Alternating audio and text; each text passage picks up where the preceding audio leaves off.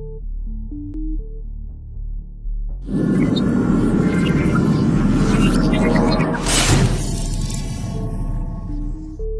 everybody, it's Mike from Faraday Research. It's Sunday night, and I'm doing a test tonight, SSR versus the spark gap switch. Before we get into that, if you haven't subscribed to the channel, bottom right hand corner, also at the end of the video, give me a thumbs up. And right now I'm running a test to see what is superior, the SSR or the spark gap switch. Also in the description below is my links for my Patreon and my PayPal. I'd like to thank everybody for your donations, greatly appreciated. So right now we're at 25 volts and my battery pack is at 25 volts. The motor runs great. It's just clipping along. It's doing about 650, 700 RPM right now, and it's very quiet. The SSR is working great. That's a little close-up of the SSR. So you can see what I'm using. This one's 100 amp. DC to DC. So I'm at 25 volts right now, and she don't want to climb any higher. So it's showing me that the implosive inductive reactance is not very powerful in this device, because with the with the spark gap switch, I can get it over 30 volts, which I'm going to demonstrate for you in a minute. That, you know, I could get a lot more power out of the spark gap switch. It goes back to that make and break. That make and break is so crucial in this motor. This is also drawing more current. It's drawing about 50 milliamps. And it's not getting anywhere. It's basically, you know, look, I'm at 25.1. If I were doing the same test with the spark gap switch, it would have already charged it over 30 volts. It would have got a dump.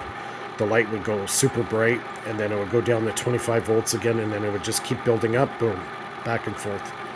And it'd be like a dump cycle. So, you know, it's not doing it. Like, it took about 8 minutes to get to 25 volts. So I wasn't going to allow you guys just to sit here and watch this thing go for 8 minutes until I got to this point. Right now it's going up slightly, but it's struggling. It should be climbing a lot faster than this. So it took 8 minutes to get to 25 volts. All right. So what I'm going to do now is I'm going to switch this out and go back to the spark gap switch. And then we'll run the test again. Now, this time what I'm going to do is I'm going to discharge the capacitor. I'll show you the meter after I've discharged it. I'll probably go down maybe about 14 volts. And we'll go from there and we'll see how long it takes. And I'll show you how much better the spark gap switch actually is. So let's do that right now. Okay, we're back. So I've hooked up the spark gap switch. I got it back in there. The SSR is back there. And just to show you what's left on this capacitor is 1.6 volts. All right, 1.7. It's starting to do that funny thing where it can actually recharge itself, which we talked about in the live stream on Friday nights. We do our live stream on StreamYard, League of Extraordinary Inventors. Last Friday's show was an excellent show, really, really good. So now we're going to see how fast the spark gap switch can charge this up, where basically the SSR was only able to make it to 25 volts and it took over 8 minutes to do it. Now I got the spark gap switch. We're going to run the same test and we're going to show you how fast this thing's going to charge up. So let me get it fired up here. So everything's basically the same, all the same setup, nothing's changed. I've just changed the switch. All right, SSR is over there. It's not part of the circuit anymore. So we're going to fire it up and get it going. Okay, let's give it a good spin. Now watch. Look how fast it's charging.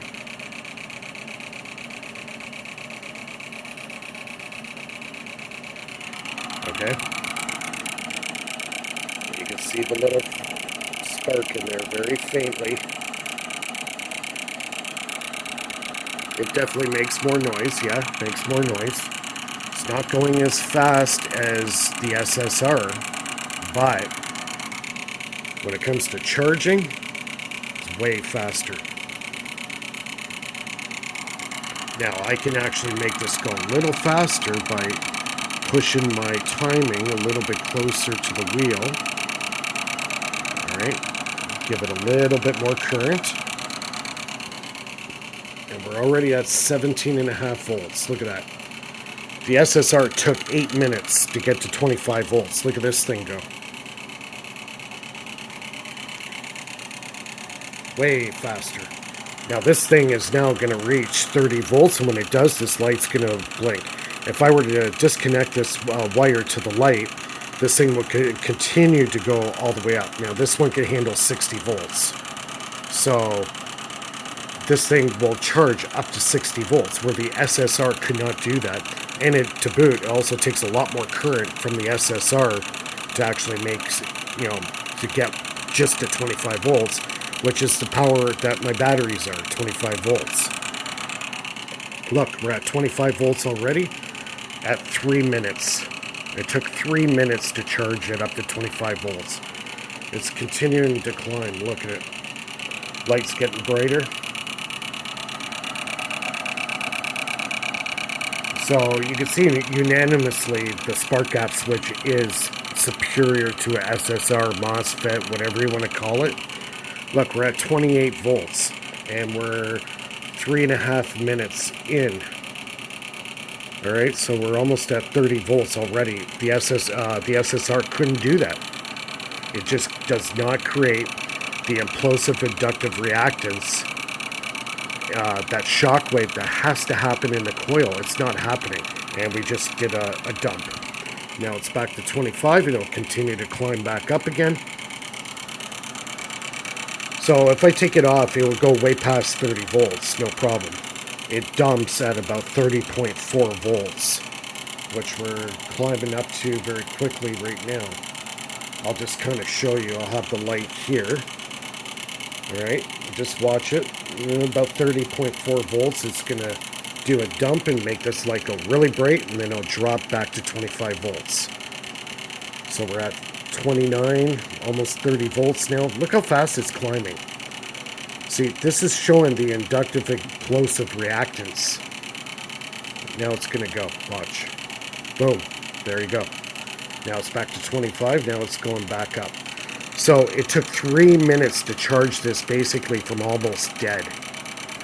So we know who won here, folks. So you guys with your SSRs and your MOSFETs and all that, I'm sorry.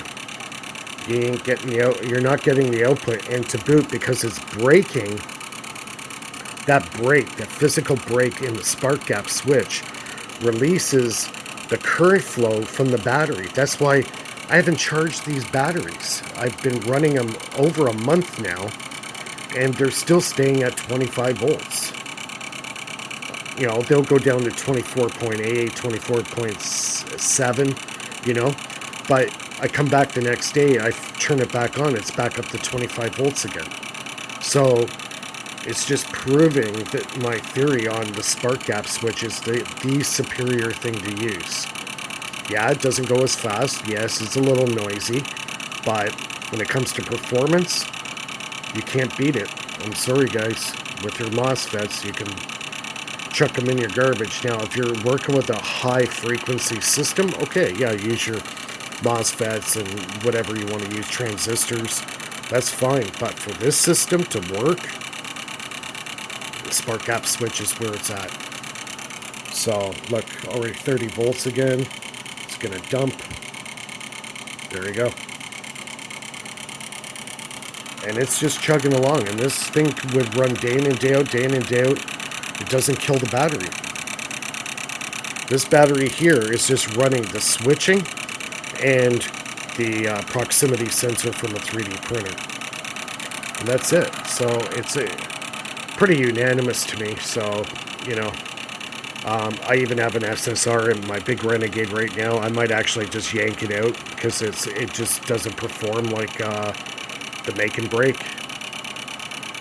So yeah, tell me what you think in the comments below. Give me a thumbs up, and we'll see everybody soon.